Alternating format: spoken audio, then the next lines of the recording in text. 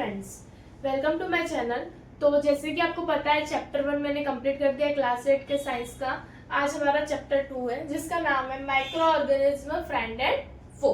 As a name suggest, microorganism हमारे दोस्त भी हैं और कभी कभी हमारे दुश्मन भी हैं। अब आप लोग ये सोच रहे होंगे कि what do you mean by micro organism. Micro organism है क्या? जैसे कि हमारे इन्वायरमेंट में प्लांट्स हैं, एनिमल्स है, ह्यूमंस है, बट ऐसे बहुत सारे बैक्टीरियाज, एल्गी, बहुत सारे ऐसे ऑर्गेनिज्म हैं कुछ छोटे छोटे जो हमें दिखते हैं। अभी आप लोग यहाँ एट प्रेजेंट आपके एटमॉस्फेयर में अवेलेबल होंगे, वहीं आपके आसपास बहुत सारे माइक्रो ऑर्गेनिज्म अवेलेबल होंगे। इन माइक्रो ऑर्गेनिज्म को हम या तो माइक्रोस्कोप से देख सकते हैं और बहुत कुछ जैसे कि फंगी होती है ब्रेड के ऊपर, उसको हम देख पाते हैं माइक्रोस्कोप से। बाकी सारे माइक्रो ऑर्गेनिज्म को हम किससे देख पाते हैं? माइक्रोस्कोप से। ठीक है, फंगाई ऐसे ब्रेड पे तो हम मैग्नीफाइंग ग्लास से देख पाते हैं, छोटे छोटे दिख भी जाती है, बट माइक्रो ऑर्गेनिज्म हम माइक्रोस्कोप से ही देख पाते हैं। ठीक है, now come to the point. Microorganism also known as microbes are living things that are too small to be seen without a microscope. As the definition क्या बताना चाह रही है कि माइक्रो ऑर्गेनिज्म को माइक्रोब्स भी बोला जाता है, माइक्रो ऑर्गेनिज्म को माइक्रोब्स भी बोला जाता है, और वो एक लिविंग ऑर्गेनिज्म, मतलब वो जीते जागते चीजें हैं, ठीक है, जो इतने स्मॉल है कि हम बिना माइक्रोस्कोप के उन्हें देख नहीं पाते। ठीक है, कभी कभी हमारे फ्रेंड्स हैं, बहुत सारी चीजें हमारे लिए यूजफुल है और कभी कभी हमारे दुश्मन है। ठीक है, फॉर एग्जाम्पल फ्रेंड्स का मैं एक अच्छा एग्जाम्पल देती हूँ, कर्ड, दही।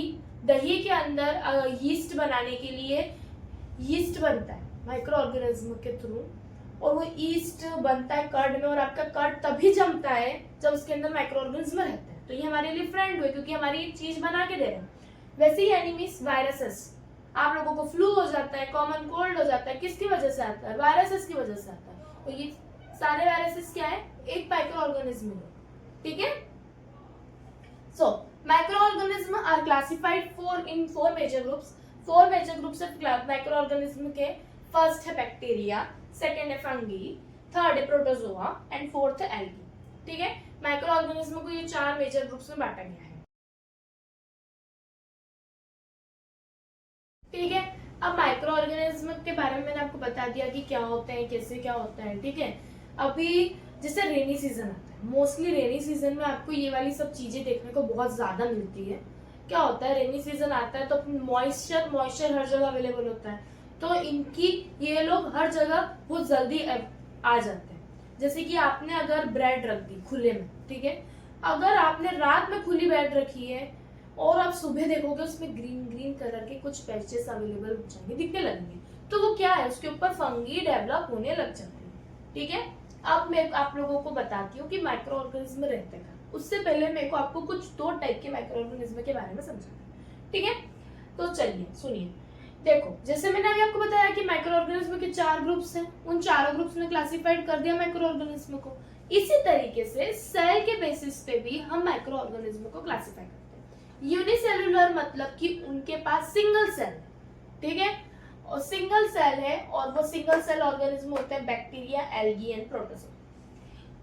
वेयरएज मल्टी सेलुलर ऑर्गेनिज्म है आपका फंगी। ठीक है, नो नेक्स्ट।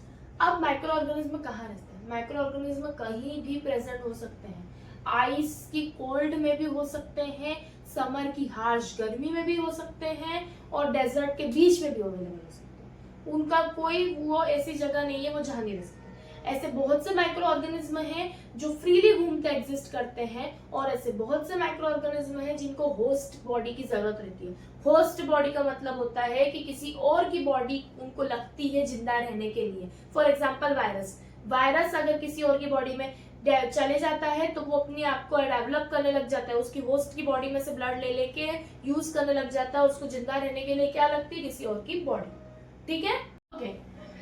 माइक्रो ऑर्गेनिज्म और हम, माइक्रो ऑर्गेनिज्म एंड अस। अब माइक्रो ऑर्गेनिज्म हमारे लिए कैसे बेनिफिशियल है, क्या है, वो सब मैं आपको इसमें बता रही हूँ। ठीक है, ये टॉपिक में microorganism play an important role in our life. हमारी लाइफ में माइक्रो ऑर्गेनिज्म का बहुत इंपॉर्टेंट रोल है, बहुत जरूरी रोल है माइक्रो ऑर्गेनिज्म का।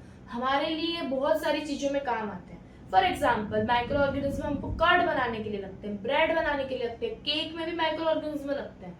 हमारा केक ऊपर बेक्ड होता है ना, तो वो इतना बड़ा पफ्ड आता है, किसकी वजह से आता है? हमारे माइक्रो ऑर्गेनिज्म उसमें हेल्प करते हैं उसको करने में। ठीक है, ये मैंने आपको बताया फ्रेंडली माइक्रो ऑर्गेनिज्म जो हमारी हेल्प करते हैं उनको कौन से माइक्रो ऑर्गेनिज्म बोलते हैं? फ्रेंडली। वो हमारे फ्रेंड है, क्योंकि जैसे कि they are used in preparation of curd, bread and cake. ठीक है इनकी। अब मैं इन लोगों को हम फ्रेंडली क्यों बोलते हैं? अब मैं आप लोगों को छोटा मोटा एग्जांपल देती हूँ। आपके स्कूल में आपका फ्रेंड आपकी हेल्प करता है, जब आपको पेंसिल खत्म हो जाती है, पेन खत्म हो जाती है, तो अपने फ्रेंड से मांगते हो ना कि दे दे यार, हेल्प करते। कभी कभी प्रोजेक्ट ही बनाते आता, तो प्रोजेक्ट बनाने में हेल्प लगती है। कभी कभी क्या होता है, कभी हमसे कुछ वर्क ही नहीं होता, तो हम क्या बोलते हैं, यार ये काम तो सिर्फ तेरे से होगा, तू कर दे। तो वो हमारा क्या रहता है? फ्रेंड रहता है। वो हमारा फ्रेंड रहता है, हमारे काम आता है, हमारे काम में हेल्प करता है। सिमिलरली माइक्रो ऑर्गेनिज्म हमारे काम में हेल्प करते हैं। उन माइक्रो ऑर्गेनिज्म को हम क्या बोलते हैं? Friendly micro organism. What my point? ठीक है, वो हमारी किस में हेल्प करते हैं? वो हमारे कार्ड बनाने के काम आते हैं, ब्रेड बनाने के काम आते हैं, केक बनाने के काम। अब मैंने आप लोगों को बताया था क्रॉप प्रोडक्शन में सॉइल के टाइम सॉइल फर्टिलिटी बढ़ाने में भी ये माइक्रो ऑर्गेनिज्म काम आता है। क्या होता है, आप लोग जो कचरा फेंकते हो वेजिटेबल्स वगैरह का, ठीक है, कट फेंक के, तो क्या होता है, माइक्रो ऑर्गेनिज्म उनको ब्रेक डाउन करते हैं और सॉइल में ऐड कर देते हैं, उसका वो सॉइल में हेल्प यूज करते हैं। ठीक है, सिमिलरली एग्रीकल्चर में सॉइल की फर्टिलिटी बढ़ाने में, नाइट्रोजन फिक्स करने में microorganism help. Okay, making of curd and bread. ठीक है, अभी मैंने बताया फ्रेंडली माइक्रो ऑर्गेनिज्म हमारे बहुत हेल्पफुल रहते हैं, तो कर्ड और ब्रेड बनाने में भी हमारे को माइक्रो ऑर्गेनिज्म की जरूरत रहती है। एक बैक्टीरिया होता है लैक्टोबैसिलस,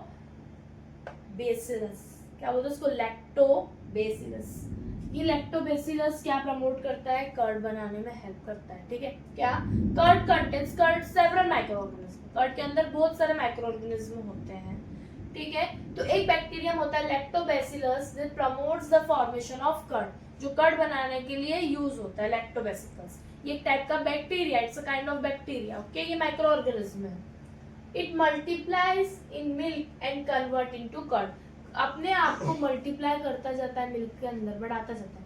आपने आपकी मम्मी को देखा है, थोड़ा थोड़ा सा कर्ड बचा बचा के रखती है ना? क्यों बचा के रखती है? क्योंकि वो कर्ड के अंदर बैक्टीरिया अवेलेबल रहता है, वो बैक्टीरिया को डाल देते हैं दूसरे दूध में, और वो दूध के अंदर खुद को मल्टीप्लाई करता है, और रात में बना के रखती है, और सुबह तक वो क्या बन जाता है आपका? फिर से कर्ड। ये हमारा माइक्रो ऑर्गेनिज्म काम है। अब सिमिलरली हमारे यही बैक्टीरिया हमें अचार बनाने में, केक बनाने में, पिकल बनाने में, जैम बनाने में, सब में मदद करता है। ठीक है, अब मैं आपको एक एक्टिविटी बताती हूँ। आपको क्या करना है, मैदा या आटा लेना है, उसके अंदर शुगर डाल लेनी है और वाटर डाल लेना है, और उसको मिक्स करके थोड़ा सा ईस्ट डालना है। अब उसको आप देखोगे कि उसमें बहुत सारे बबल्स उठने लग जाएंगे, थोड़े थोड़े बबल्स, वो खुद ही बबल शेप इतना ऊपर ऊपर आने लगेगा। क्यों? क्योंकि ईस्ट क्या करता है, कार्बन डाइऑक्साइड रिलीज करता है। उस कार्बन डाइऑक्साइड की वजह से क्या होता है प्रोड्यूस होते तो बबल्स। ठीक है, यीस्ट रिप्रोड्यूस रैपिडली, यीस्ट बहुत जल्दी अपने आप को रिप्रोड्यूस करता है, और क्या प्रोड्यूस करता है? Carbon dioxide. उसका रेस्पिरेशन जब होता है उस टाइम। ठीक है, what my point? Now the next topic is commercial use of micro organism. Micro organism का यूज कमर्शियली भी किया जाता है। कमर्शियली इस वे में कि हम माइक्रो ऑर्गेनिज्म कुछ चीज प्रोड्यूस करते हैं और उसको बेचते हैं। ठीक है, micro organism are used for the large scale production of alcohol, wine and acetic acid. Acetic acid is also called as vinegar. ठीक है, माइक्रो ऑर्गेनिज्म किसके प्रोडक्शन में यूज होते हैं? अल्कोहल के, वाइन के, एसिटिक एसिड के। आप लोगों को एक एक्टिविटी भी है, एक 500 ml का बीकर लेना है, उसमें 2-3 स्पून शुगर के डालना है, और उसमें 1-2 चम्मच आपको क्या डालना है? यीस्ट। और उसके बाद आपको देखना है कि वो उस बीकर में आपको किस स्मेल आने लग जाएगी? अल्कोहल की। क्यों? क्योंकि यीस्ट शुगर को ब्रेक डाउन करके अल्कोहल में कन्वर्ट करता है। The process of sugar breakdown of sugar is into alcohol is called fermentation. इसको कौन सी प्रोसेस बोलते हैं? Fermentation. Now next topic is medicinal use of micro organism. Micro organism का यूज मेडिसिन बनाने में भी यूज होता है। ठीक है, मेडिसिन बनाने का में यूज इस तरीके से होता है कि जब आपको कोई सी डिसीज होती है, आप डॉक्टर के पास जाते हैं, डॉक्टर आपको एंटीबायोटिक्स देता है। एंटीबायोटिक्स देता है डॉक्टर आपको, वो एंटीबायोटिक्स के अंदर क्या रहता है, माइक्रो ऑर्गेनिज्म से बनी हुई रहती है एंटीबायोटिक्स, ठीक है। द मेडिसिन विच स्टॉप और kill the growth of the disease causing micro organism, ऐसी मेडिसिन जो रोक देती है या ऐसे माइक्रो ऑर्गेनिज्म की को मार देती है जो डिसीज आपके अंदर दे रहे हैं, उन मेडिसिन को बोलते हैं हम एंटीबायोटिक्स। तो आप कभी जाते हैं तो आपको डॉक्टर देता है ना एंटीबायोटिक्स, तो एंटीबायोटिक्स के अंदर ही सबसे ज्यादा क्या रहता है, माइक्रो ऑर्गेनिज्म रहता है। माइक्रो ऑर्गेनिज्म ऐसे माइक्रो ऑर्गेनिज्म उसके अंदर प्रेजेंट रहते हैं कि वो आपके दूसरे माइक्रो ऑर्गेनिज्म की ग्रोथ को पूरी तरीके से खत्म कर देते हैं या उन्हें मार देते हैं, ठीक है। तो अब मैंने आपको ये बता दिया कि मेडिसिनल यूज क्या होता है माइक्रो ऑर्गेनिज्म का। अब आपको नेक्स्ट है इसका वैक्सीन में क्या यूज होता है। वैक्सीन के नाम से समझते हो, जब आप छोटे से बच्चे रहते हो तो आप लोगों को डेली माइक्रो ऑर्गेनिज्म की ही वैक्सीन लगती है। वैक्सीन के अंदर क्या रहते हैं, माइक्रो ऑर्गेनिज्म। आप लोगों को उस टाइम वैक्सीन लगती है ना, लगती है कि नहीं। ऐसा होता है ना, अपना डॉक्टर अपने को चार्ट देता है, न्यूली जो भी मॉम बनती है उन लोगों के पास चार्ट आता है कि इस टाइम के बाद इसको ये वैक्सीन लगाना है, इसके बाद ये वैक्सीन लगाना है। क्यों लगाना है, क्योंकि ऐसी बहुत सारी बीमारियां हैं जो हमें हो जाती है, बट उनको अगर हम वैक्सीन लगा लेंगे तो हमारी बॉडी उस बीमारियों से पहले ही लड़ लेगी। अब इसका एग्जाम्पल, और इसको बहुत अच्छे से मैं आपको समझाती हूँ। क्या होता है, कोई सा भी डिसीज कॉजिंग माइक्रो ऑर्गेनिज्म हमारी बॉडी में आता है तो हमारी बॉडी क्या करती है, एंटीबॉडीज बनाती है। क्या बनाती है, एंटीबॉडीज बनाती है। क्या बनाती है, एंटीबॉडीज। हमारी बॉडी में ऑलरेडी एंटीबॉडीज बनी रहती है, हमारी बॉडी उस एंटीबॉडीज की वजह से उस माइक्रो ऑर्गेनिज्म में लड़कर उसको हरा देती है। क्या करती है, माइक्रो ऑर्गेनिज्म पे हमारी एंटीबॉडीज भारी पड़ती है और हमारी एंटीबॉडीज माइक्रो ऑर्गेनिज्म से लड़कर उसको हरा देती है और हम हेल्दी रहते हैं। बट वैक्सीन के केस में क्या होता है, वैक्सीन के केस में ऐसे माइक्रो ऑर्गेनिज्म जो डिसीज कॉजिंग है लेकिन वीक है उनकी डिसीज कॉजिंग में, और जो डेड हो गए हैं उनकी वैक्सीन बनी जाती है। जैसे क्लोरिया, ट्यूबरक्लोसिस, इनकी वैक्सीन में वही डिसीज कॉजिंग माइक्रो ऑर्गेनिज्म रहता है, बट वो जो वीक हो चुके हैं, जो डेड हो चुके हैं, वो वाले माइक्रो ऑर्गेनिज्म को यूज करते हैं और वो वाली वैक्सीन हमें लगा दी जाती है। तो हमारी बॉडी क्या करती है, उनसे लड़ने के लिए एंटीबॉडीज बनाती है। हमारी बॉडी का ऑटोमेटिकली काम है कि वो हर माइक्रो ऑर्गेनिज्म से लड़ने के लिए क्या बनाती है, एंटीबॉडीज, ठीक है। हमारी बॉडी को पता है कि कोई और दुश्मन आ गया है, हमें उससे लड़ने के लिए कुछ एंटीबॉडीज बनानी पड़ेगी। तो वैक्सीन का काम क्या होता है, वैक्सीन ऐसी ही दी जाती है, वो स्लो रहती है, वो डेड रहते हैं, वो माइक्रो ऑर्गेनिज्म जो डेड है, जो मर चुके हैं या जो थोड़े वीक है उनके काम करने में, वैसे डाल दिया जाता है। तो उनसे लड़ने के लिए हमारी बॉडी में वो एंटीबॉडीज अपने आप बन जाती है और फिर हमारी बॉडी हमेशा वो एंटीबॉडीज को याद रखती है कि अगली बार अगर ऐसी कोई डिसीज आई तो हमें ये वाली एंटीबॉडीज इस तरीके से तैयार करके रखना, ठीक है। Got my point. ऐसी बहुत सारी, अभी देखो पोलियो की दवाई पिलाने के लिए करते हैं, बोलते हैं ना, बहुत सारे कैंपेन लगते हैं पोलियो की दवाइयों के चलते हैं। तो ये सब क्यों होते हैं, क्योंकि अगर आपके जो डिसीज कॉजिंग माइक्रो ऑर्गेनिज्म है उनको वो डिसीज आपको नहीं दे, ताकि आपकी बॉडी में उस डिसीज के लिए एंटीबॉडीज बनी रहे, हमारी बॉडी को रिमेम्बर रहता है, फिर हमारी बॉडी को याद रहता है कि वो एंटीबॉडीज कौन सी डिसीज के लिए कैसी वर्क करती है, ठीक है। ओके, अब हमारा टॉपिक क्या है, क्लीनिंग द एनवायरनमेंट, इन्वायरमेंट को क्लीन करना। अब इन्वायरमेंट को क्लीन भी कौन करता है, हमारे माइक्रो ऑर्गेनिज्म भी हेल्प करते हैं इन्वायरमेंट को क्लीन करने में। किस तरीके से, अब चलिए सुनते हैं। हमने क्रॉप प्रोडक्शन में मैन्योर के बारे में समझा था, अब वही मैन्योर को यहाँ पे लेकर आइए जो हमारी सॉइल की फर्टिलिटी को बढ़ाता है। सॉइल की फर्टिलिटी को बढ़ाने में हमारे माइक्रो ऑर्गेनिज्म का बहुत ज्यादा अच्छा रोल है। क्या रोल है, मैन्योर किसके थ्रू बनता है, हमारे माइक्रो ऑर्गेनिज्म के ही थ्रू बनता है। आपको बचपन में सिखाया होगा दो टाइप के वेस्ट होते हैं, बायोडिग्रेडेबल और नॉन बायोडिग्रेडेबल, सिखाया था। बायोडिग्रेडेबल वेस्ट कौन से होता है, जो प्लांट्स के प्रोडक्ट्स रहते हैं, प्लांट्स रहते हैं, एनिमल का कोई वेस्ट रहेगा, या ह्यूमन बॉडी, एनिमल्स की बॉडी, ये सब जो भी रहेगा।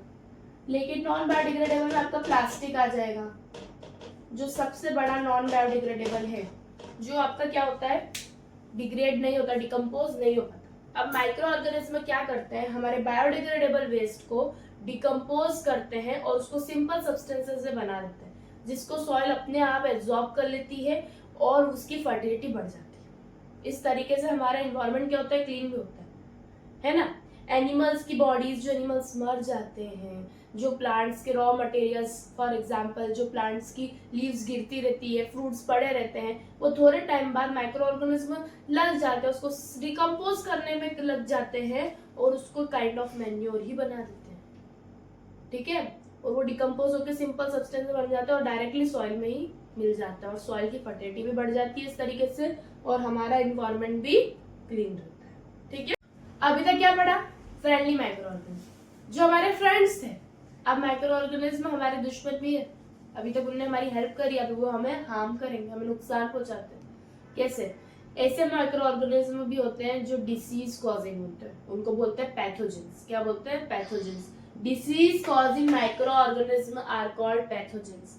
और ये पैथोजेंस क्या होते हैं?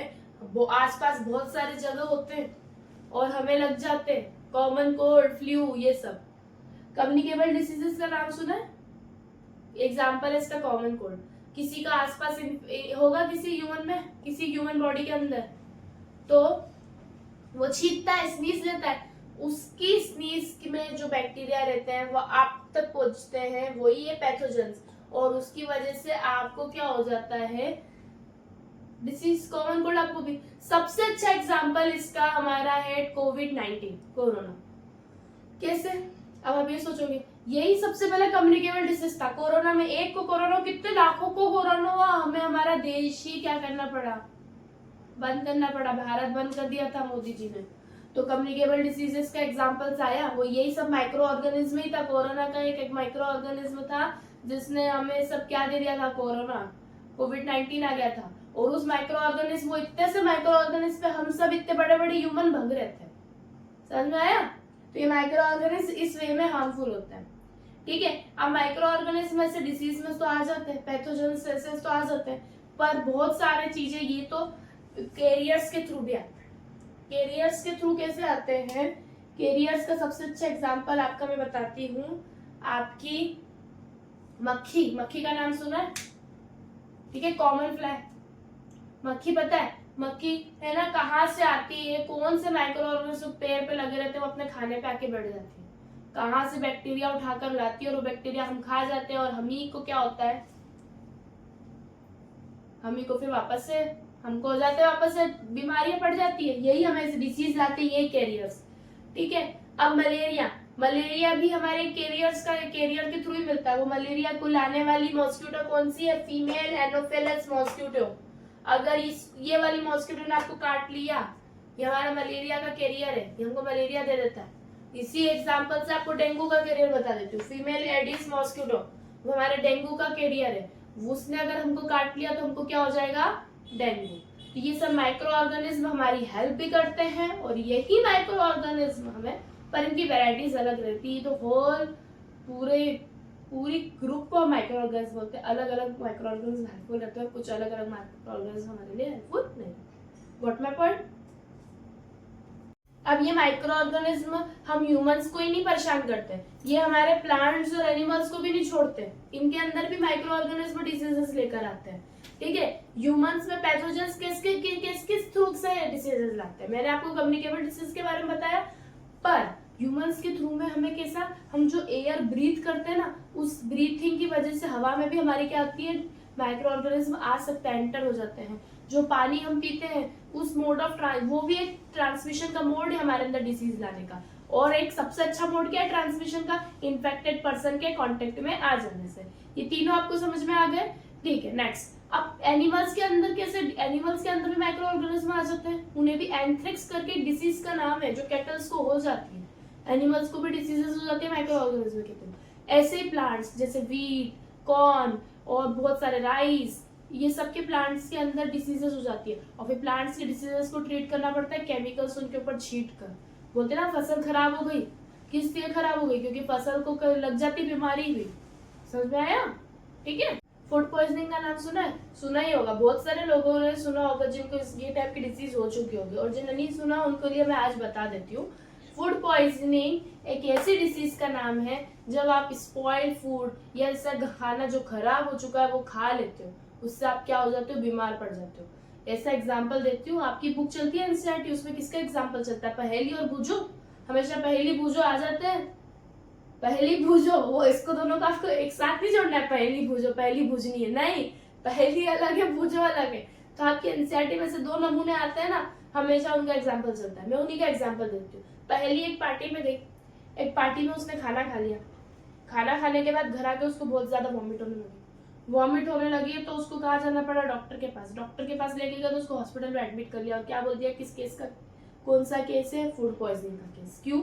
क्योंकि ऐसा बहुत बार होता है कि हमारा खाना माइक्रो ऑर्गेनिज्म क्या कर देते हैं, खराब कर देते हैं, और उनकी वजह से हमारा खाना फूड में पॉइजन डेवलप हो जाता है, और वो स्पॉइल्ड फूड अगर हम खा जाते हैं तो उससे हमें क्या हो जाता है, food poisoning. So the food spoiled by microorganism eaten by us can cause us disease called food poisoning। ठीक है, अब ठीक है, अब ये तो ठीक है, अब फूड पॉइजनिंग तो हमें हो जाती है, ये भी हमें समझ में आ गया। उससे हम कभी कभी क्या होता है, इतना ज्यादा सीवियर कंडीशन हो जाती है कि डेथ भी हो जाती है, तो हमें सोच समझ के हमारा खाना खाना चाहिए। अब इसलिए हमें हमारे खाने की टेक केयर करना चाहिए कि ताकि उसके आसपास मक्खी नहीं भिनभिनाए, अच्छी जगह पे खाना खाएं। ऐसा कहते हैं ना कि कहीं भी स्ट्रीट पे खाना नहीं खा लेना चाहिए, कैसा भी क्या क्या कोई कैसे माइक्रो ऑर्गेनिज्म आसपास घूमते रहते हैं, कुछ तो भी अवेलेबल होता रहता है। ठीक है, अब क्या होता है, पहली ने एक और एग्जाम्पल दिया, आप ही की बुक का बता रही हूँ मैं। पहली ने एक और एग्जाम्पल दिया कि आम रखे हुए थे बहुत सारे, 2-3 दिन तक खुले में रखे रहे, वो सड़ गए। अब पहली उसको खा नहीं पाई, फिर उसको याद आया कि उसकी दादी ने तो 1 साल पहले अचार बनाया था, वो अचार रखा हुआ है, आम का ही अचार है, उसको वो खा पा रही है पर वो आम नहीं खा पा रही। क्यों? क्योंकि फूड को हम इतने टाइम तक रखने के लिए, उसको स्टोर करने के लिए उसमें क्या ऐड करते हैं, फूड प्रिजर्वेटिव्स। क्या कहा जाता है उनको, फूड प्रिजर्वेटिव्स। अब मैं आपको उनके बारे में बताऊंगी। अच्छा, अभी फूड प्रिजर्वेशन के बारे में बताया कि खाना स्पॉइल्ड हो जाता है पर खाने को प्रिजर्व करके रखा जाता है बहुत टाइम तक, तो उनको क्या क्या मेथड्स रहती है जिनसे हम फूड को प्रिजर्व कर सकते हैं। ठीक है, और जो जो चीजें हम यूज करते हैं फूड को प्रिजर्व करने के लिए, उन सब चीजों को क्या कहा जाता है, फूड प्रिजर्वेटिव्स। उन्हें हम प्रिजर्वेटिव्स भी कहते हैं। ठीक है, पहली मेथड है केमिकल मेथड्स। केमिकल मेथड में सबसे अच्छा एग्जाम्पल आपका है पिकल का। पिकल में हम क्या डालते हैं, बहुत ज्यादा नमक डाल देती है मम्मी, दादी को देखना कभी अचार बनाते हुए इतना एक्स्ट्रा अमाउंट में नमक डलता है। क्यों? क्योंकि उसको बहुत टाइम तक चलाना है, सॉल्ट के प्रेजेंस में बैक्टीरिया नहीं आते, और उसके अंदर एक केमिकल, कभी कभी कुछ लोग बनाते हैं उसमें सोडियम बेंजोइट ये भी डालते हैं। ठीक है, नेक्स्ट हमारा प्रिजर्वेशन है कॉमन सॉल्ट से। कॉमन सॉल्ट का इसमें तो बता दिया केमिकल में। दूसरा आपका कॉमन सॉल्ट जब फिश या मीट को स्टोर करते हैं तो उसमें बहुत सारा नमक लगा के रखते हैं, क्योंकि उसको लॉन्ग टाइम में स्टोर करके रखना है तो उसमें नमक लगा के रखते हैं। ऐसे ही जब इमली को आप लोग बहुत ज्यादा टाइम तक स्टोर करके रखते हैं ताकि उसमें बैक्टीरिया नहीं लग जाए, तो उसमें भी बहुत ज्यादा नमक लगा के रखते हैं। प्रिजर्वेशन में शुगर की प्रेजेंस में आपके माइक्रो ऑर्गेनिज्म डेवलप नहीं हो पाते। जैम सबसे अच्छा एग्जाम्पल आपका जैम में कितनी ज्यादा क्वांटिटी में शुगर डलती है ताकि हमारे माइक्रो ऑर्गेनिज्म उसमें डेवलप नहीं हो पाए। Preservation by oil and vinegar, pickles में एक्स्ट्रा अमाउंट में ऑयल डाला जाता है ताकि माइक्रो ऑर्गेनिज्म उसके अंदर डेवलप नहीं हो पाए। हीट एंड कोल्ड ट्रीटमेंट, आप क्या दूध वाला दूध देके जाता है तो सबसे पहले मम्मी क्या करती है, उबालती है, बॉईल करती है, दूध को उबालती है कि नहीं, क्योंकि बॉइलिंग में की वजह से सारे माइक्रो ऑर्गेनिज्म मर जाते हैं और उसके अंदर एंटर नहीं करते। और बॉईल करने के बाद दूध कहाँ रह जाता है, ठंडा होने के लिए किस में जाता है, फ्रिज में चले जाता है। तो उसका क्या ट्रीटमेंट हुआ, कोल्ड, मतलब उसको एक टेम्परेचर मिल दिया जाता है प्रिजर्व करने के लिए कि उस कोल्ड टेम्परेचर में भी आपके माइक्रो ऑर्गेनिज्म डेवलप नहीं हो पाते। Got my point. Nitrogen cycle, nitrogen cycle का मतलब ये है जिस टाइप का आपका वाटर साइकिल नाम सुना ना, उसी टाइप की आपकी नाइट्रोजन साइकिल है, बस थोड़ी सी अलग है। नाइट्रोजन का हमारे एटमॉस्फेयर में 78% नाइट्रोजन है हमारी एटमॉस्फेरिक गैसेस में, पर हमारे प्लांट्स और एनिमल्स को नाइट्रोजन की जरूरत पड़ती है अलग अलग फॉर्म में, प्रोटीन, विटामिन, साइकिल्स, बहुत सारी चीजों के अंदर अपने को नाइट्रोजन की जरूरत पड़ती है। अब ये हमारे प्लांट्स किस तरीके से नाइट्रोजन को लेते हैं, वो डायरेक्टली एटमॉस्फेयर से नहीं होते। क्या होता है, सॉइल में बहुत सारे एल्गी, ब्लू ग्रीन एल्गी है, कोई से बैक्टीरिया एटमॉस्फेरिक नाइट्रोजन को सॉइल में फिक्स करते हैं और उसको कंपाउंड्स में कन्वर्ट करते हैं, और वो कंपाउंड्स सॉइल में रहते हैं, और वो सॉइल के थ्रू प्लांट्स रूट्स के थ्रू डीप अपने रूट्स से सॉइल में से क्या लेते हैं, वो नाइट्रोजन के कंपाउंड्स, और उसके बाद प्लांट्स उसका यूज करते हैं, और वही प्लांट्स को कौन खाता है, एनिमल्स, और उसके थ्रू एनिमल्स के अंदर भी नाइट्रोजन जाता है। ठीक है, फिर क्या होता है जब प्लांट्स डेड हो जाते हैं, है ना, प्लांट्स खत्म हो जाते हैं, एनिमल्स डेड हो जाते हैं, फिर कुछ बैक्टीरिया क्या करते हैं, कुछ बैक्टीरिया वही प्लांट्स के डेड होने के बाद बैक्टीरिया उसके अंदर जो नाइट्रोजन प्रेजेंट रहती है उनको नाइट्रोजीनियस कंपाउंड में कन्वर्ट करती है, और कुछ बैक्टीरिया उन नाइट्रोजीनियस कंपाउंड को किस में कन्वर्ट करते हैं, वापस से गैस में। तो इसी तरीके से हमारी क्या चलती रहती है, नाइट्रोजन की साइकिल की प्रोसेस। Got my point. और इसी तरीके से हमारे क्या नाइट्रोजन का फिक्सेशन होता रहता है, और हमारे एनवायरनमेंट में नाइट्रोजन कभी खत्म नहीं हो पाती, इसे मोर और लेस नाइट्रोजन अवेलेबल रहती है। आगे आपको ये पार्ट समझ में, ठीक है।